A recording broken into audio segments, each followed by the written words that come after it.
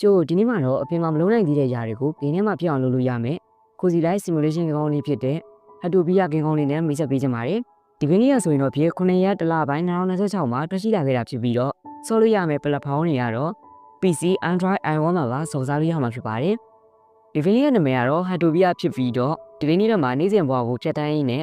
ချစ်စရာကောင်းတဲ့ Cartoon Style Graphic ကြီးနဲ့ဆော်ကစားသွားမှာဖြစ်ပါတယ်။ဒီဂိမ်းလေးထဲမှာချစ်စရာကောင်းတဲ့ character တွေပါဝင်မှာဖြစ်ပြီးတော့ cut တော့စားတဲ့အကောင်လေးတွေကိုလည်းပတ်အနေနဲ့မွေးမိလို့ရအောင်မှာဖြစ်ပါတယ်။ဒီဂိမ်းလေးကတော့ semi open world လိုမျိုး CD လေးတွေကန့်သတ်ထားတာဖြစ်ပြီးတော့ဒီဂိမ်းလေးထဲမှာဘာတွေလုပ်လို့ရလဲဆိုရင်တော့ဖြစ်ကိုယ့်ရဲ့ character ကိုစိတ်တိုင်းကျပြုပြင်လို့ရမှာဖြစ်ပါတယ်။ဒီဂိမ်းလေးထဲမှာတငယ်ချင်းနဲ့အတူတူမြေပုံနဲ့လျှောက်သွားလို့ရမှာဖြစ်ပြီးတော့ရေကူးလို့ရမယ်။ငားများလို့ရမယ်။အပင်ဆိုင်လို့ရမယ်အပြင်အိမ်ဆောက်လို့ရပြီးတော့ချက်ပြုတ်စားသောက်လို့ပါရပါသေးရဲ့။ဒီဂိမ်းလေးရဲ့ site ကလည်း 2K ပဲရှိရမလို့ဒီလာသမားတွေအတွက်လည်းအဆင်ပြေပါတယ်ဗျ။ဒီဂိမ်းလေးကို multiplayer ဆော်လို့ရမှာဖြစ်ပြီးတော့အဓိကဆော်ရမယ့်သူတွေကတော့အတွဲတွေဖြစ်ပါတယ်။ဒီဂိမ်းလေးထဲမှာကိုပိုင်အိမ်ကိုစေတန်းကြဖန်တီးတိဆောက်လို့ရမှာဖြစ်ပြီးတော့အိမ်ဆောက်ဖို့လိုအပ်တဲ့ပစ္စည်းတွေကိုရှာမယ်။တစ်ပင်တွေခုံမယ်။ iron craft လို့ရမှာဖြစ်ပါတယ်။ဒီဂိမ်းလေးထဲမှာ canvas system